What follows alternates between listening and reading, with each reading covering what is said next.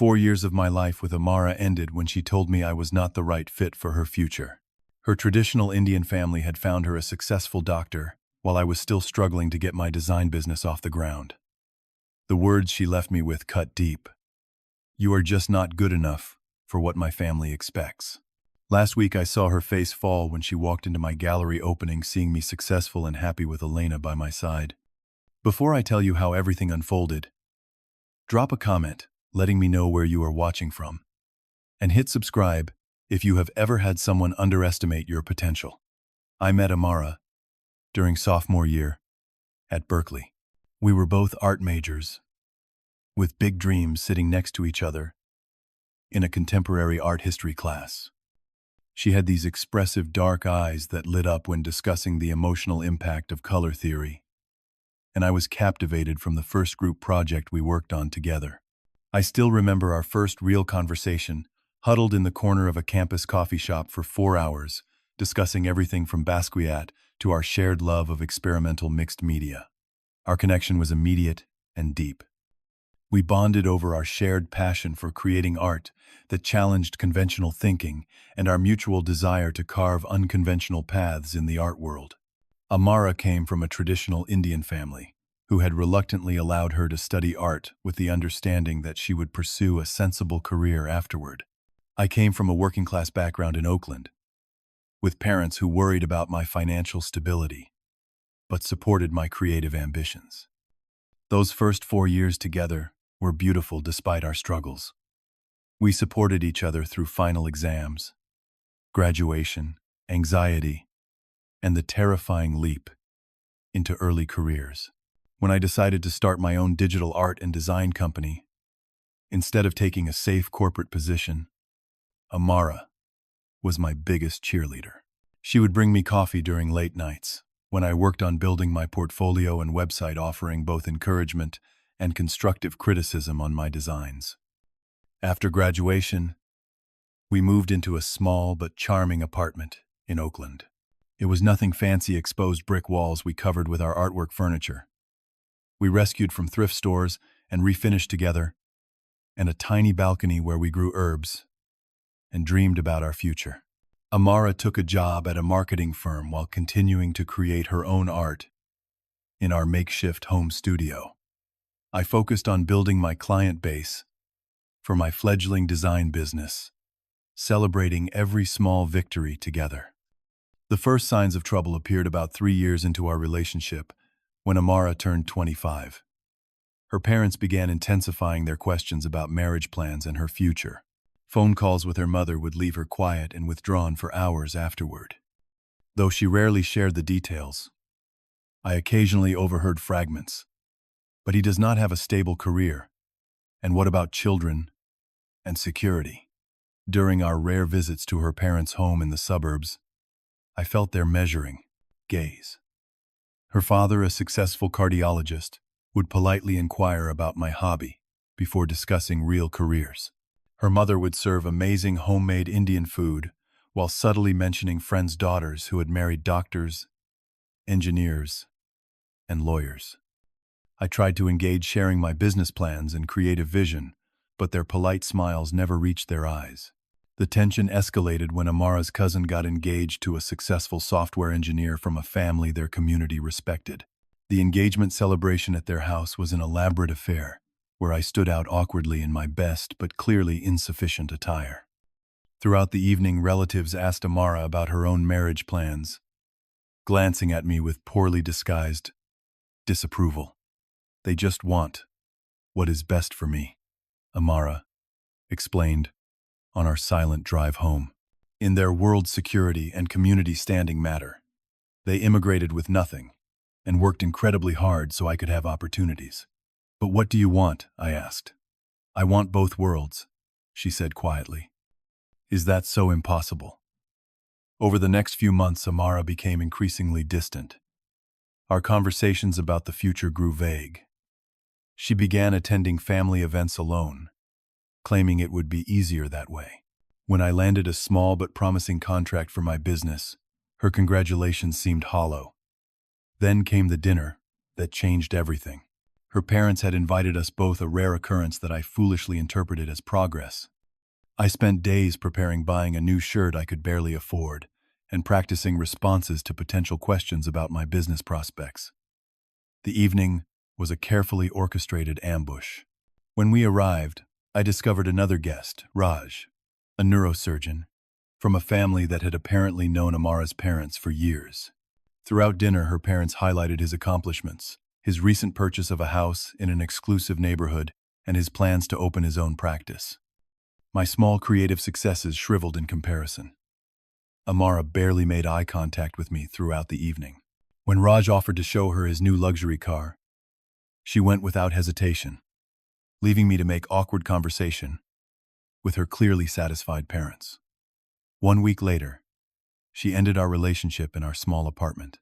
My parents have always guided me toward the right path, she explained already, packing her essential belongings.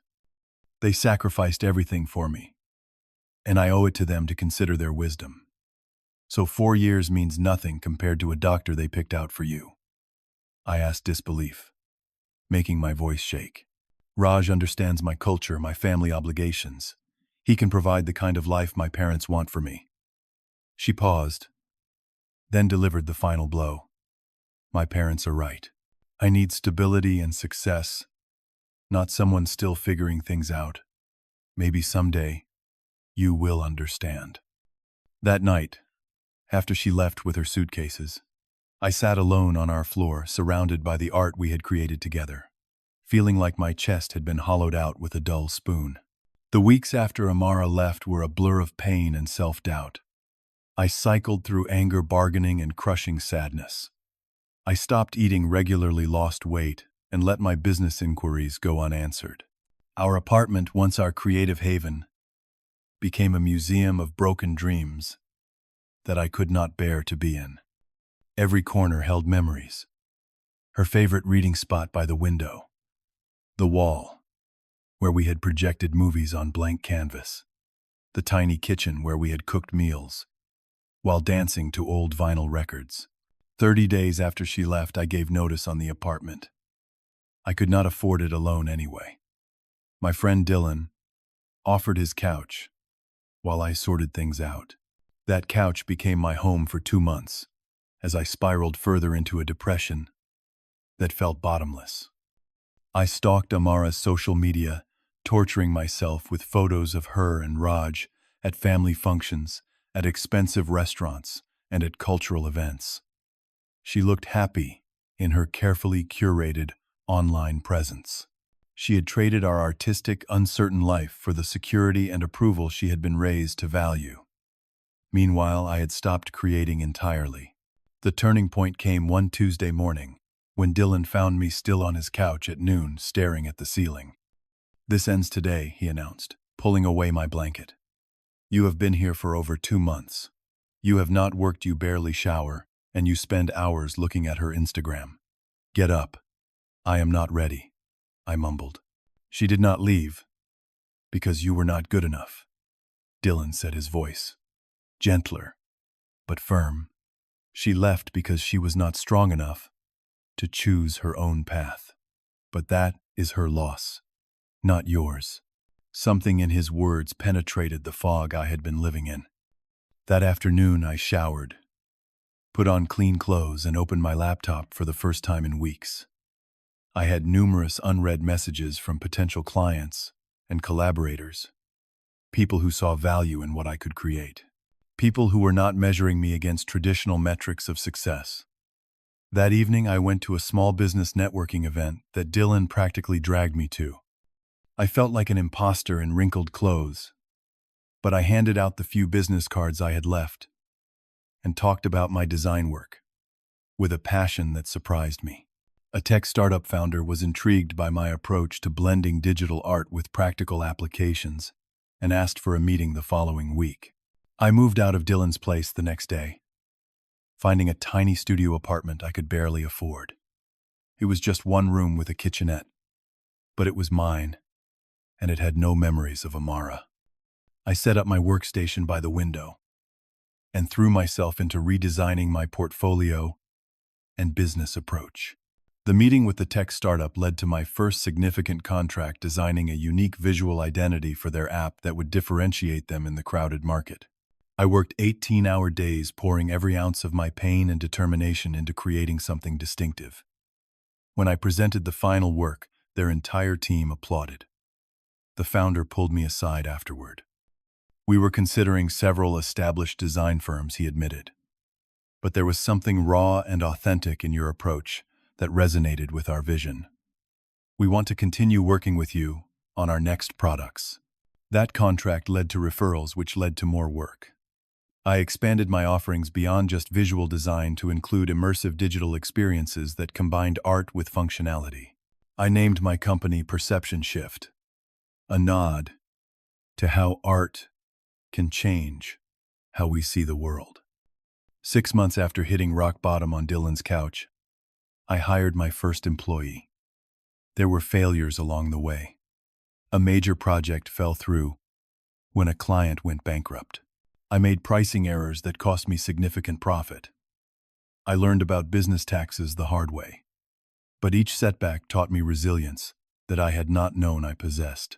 1 year after Amara left, I moved into a proper apartment and set up a small but professional studio space in a converted warehouse.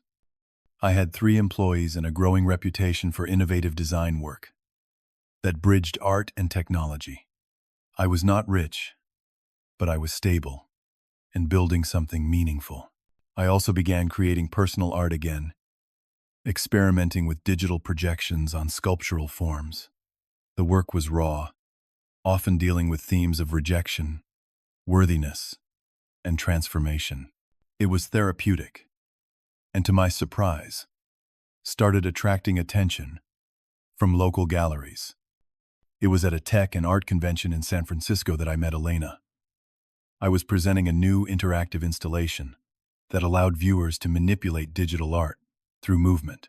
She was there photographing the event for a technology magazine.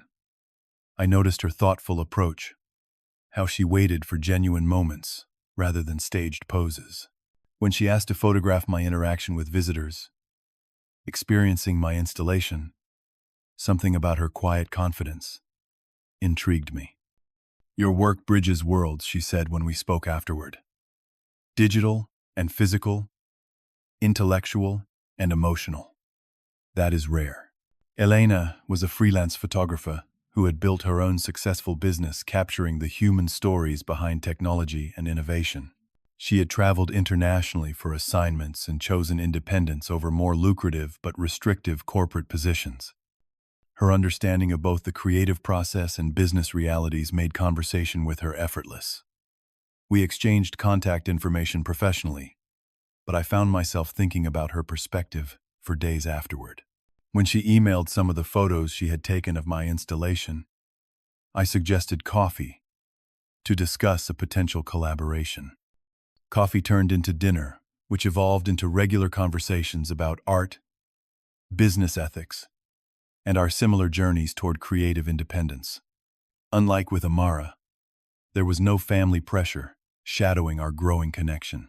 Elena's parents, both educators, had always encouraged her to define success on her own terms. She understood my ambitions without measuring them against conventional benchmarks. When I shared the story of Amara leaving, Elena's response was refreshingly direct. She chose what was familiar and safe, she said. That is human, but it is also a missed opportunity for growth. Some people never learn to distinguish between their own desires and the expectations they have internalized. As both my business and our relationship flourished, I felt myself healing.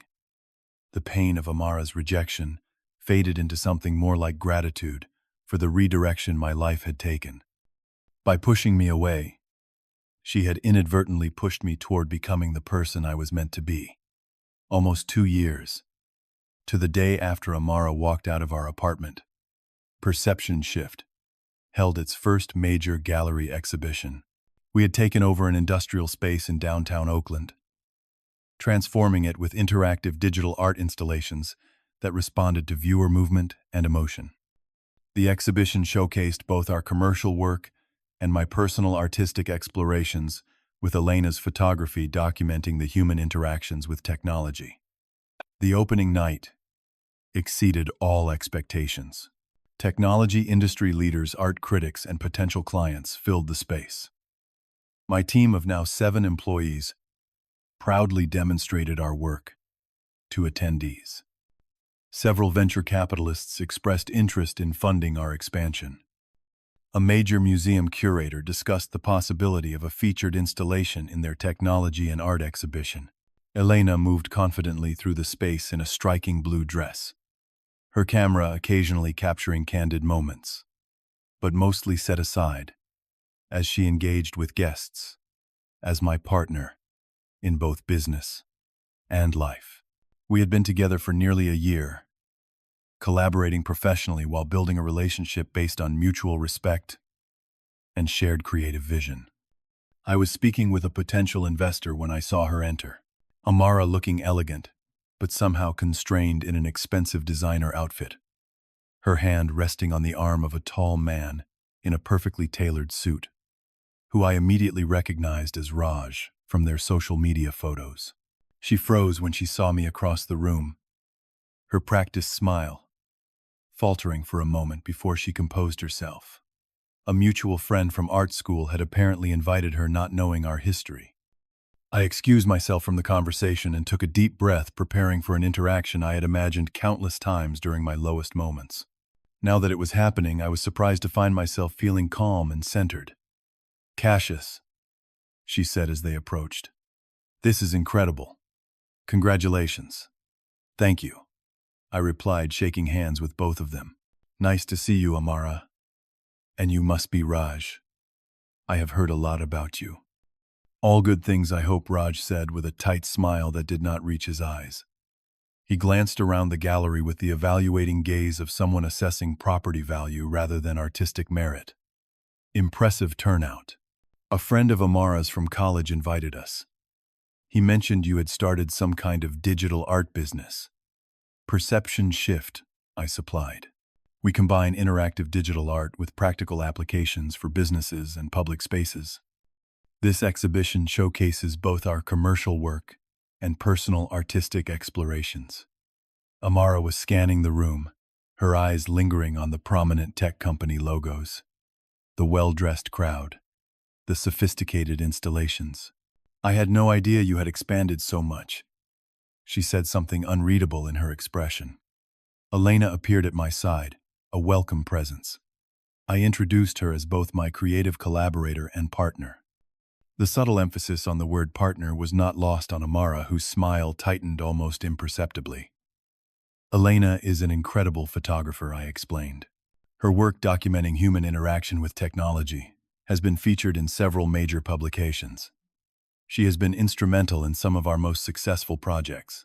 "How wonderful to have a partner who shares your creative vision," Amara said, her voice slightly strained. "Raj and I balance each other differently. He focuses on his practice, while I handle the social aspects of his career. Amara has excellent taste." Raj added, his hand possessively moving to her lower back. "She has completely redesigned our home and organizes all our social engagements. Her mother has been teaching her to manage a proper household." I noticed Amara wince slightly at his words. "Do you still create your own art?" I asked her. "Not really," she answered quickly. "There has not been much time with all the family functions and setting up our home. Maybe someday when things settle down." As the conversation continued, I became increasingly aware of the dynamic between them. Raj answered questions directed at Amara. He checked his watch repeatedly. When the curator from the Museum of Modern Art approached to discuss my work, Raj seemed both surprised and slightly dismissive. Later in the evening, as Elena was speaking with a group of photographers, Amara maneuvered to talk to me alone near one of my more personal pieces, a digital projection that transformed and fragmented based on viewers' proximity, titled Reinvention. "I need to tell you something," she said quietly, glancing to ensure Raj was still occupied across the room. "I made a mistake, Cassius. Seeing all this, seeing you so successful and happy, I chose wrong. I studied her face, noticing the careful makeup covering what looked like fatigue shadows under her eyes. Amara. My parents love Raj. Our families are thrilled. On paper, everything is perfect, she continued hurriedly. But I have lost myself. I have not created anything in over a year. When I suggested taking a part-time position at a gallery, Raj said it would reflect poorly on his professional image. I am sorry to hear that, I said, sincerely. We should get coffee sometime, she suggested, touching my arm lightly. Without Elena or Raj, just to catch up properly. I have thought about you so often, wondered what might have been if I had been braver. I gently moved my arm away. Amara, what we had ended 2 years ago. I have moved on. But seeing you now successful, established, she persisted. All the reasons I left no longer apply. You have proven yourself. The realization hit me. She was not happy for my success. She was reconsidering her choice because the external metrics now aligned with her family's values.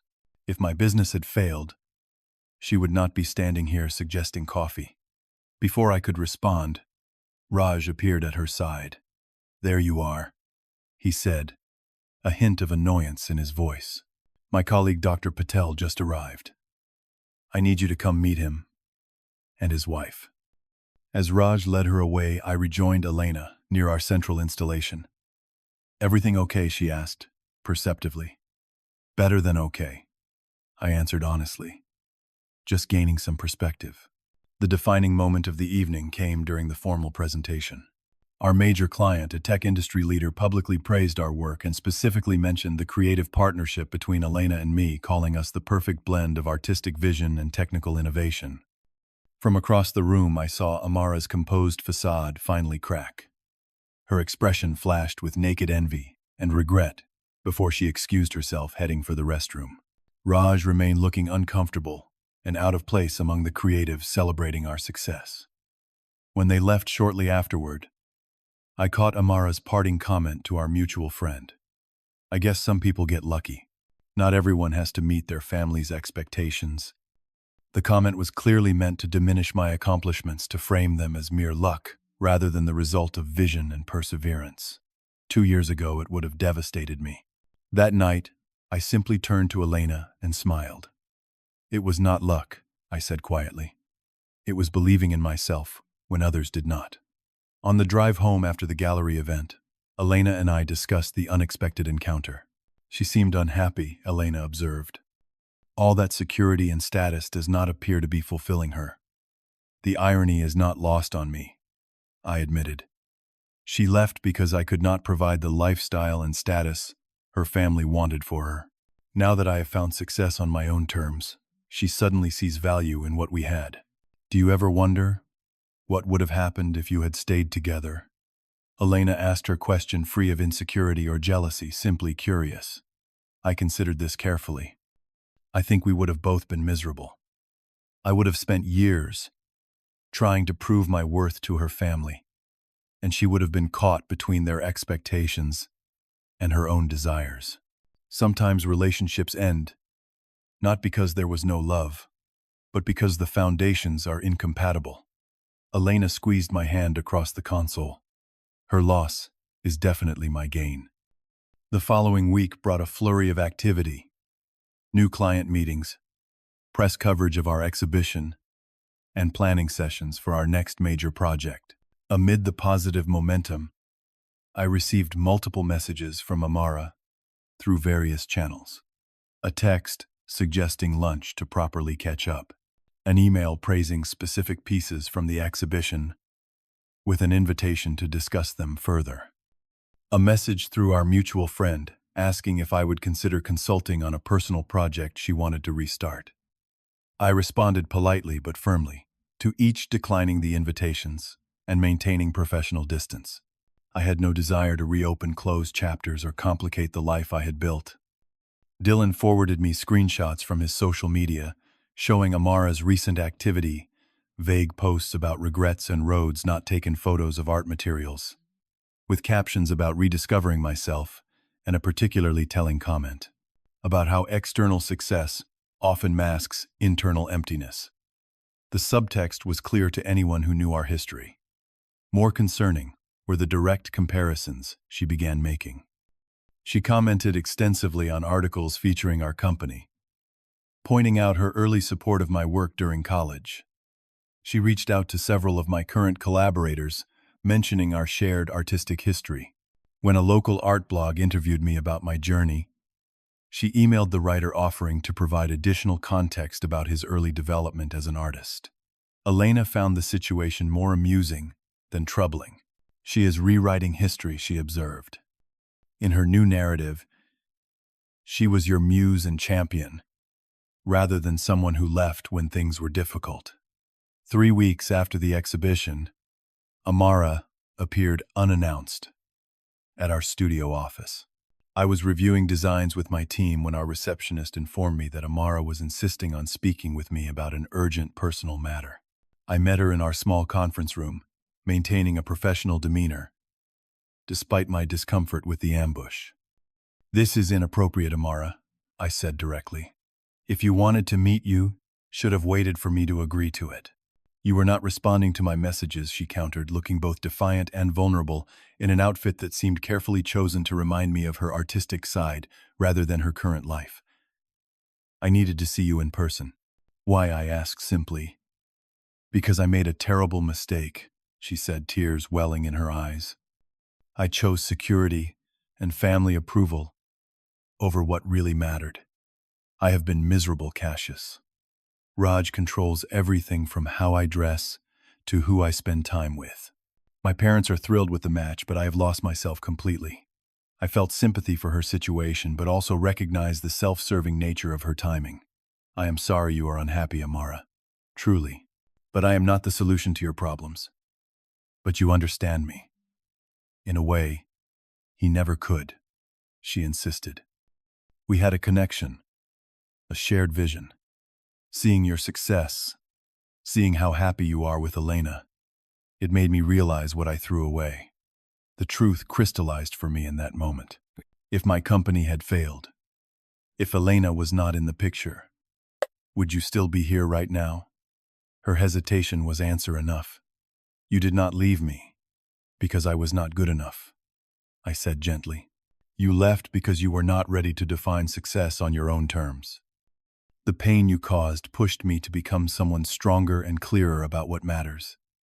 For that, I can actually thank you." "So there is no chance for us?" she asked, tears now falling freely. "What we had is in the past. I have moved on and found where I belong," I told her. "I hope you find the courage to build a life that truly fulfills you, even if it disappoints others initially." She left, without further argument. As I watched her walk away, I felt only compassion and the peaceful certainty that comes with complete closure. In the months that followed, Elena and I continued growing both our business and our relationship. We expanded Perception Shift into a new, larger studio space and hired 3 more team members. Our innovative approach to blending digital art with practical applications attracted international attention and clients. On a personal level, Elena and I moved into a light-filled loft together, creating a shared space that reflected both our individual tastes and our combined vision.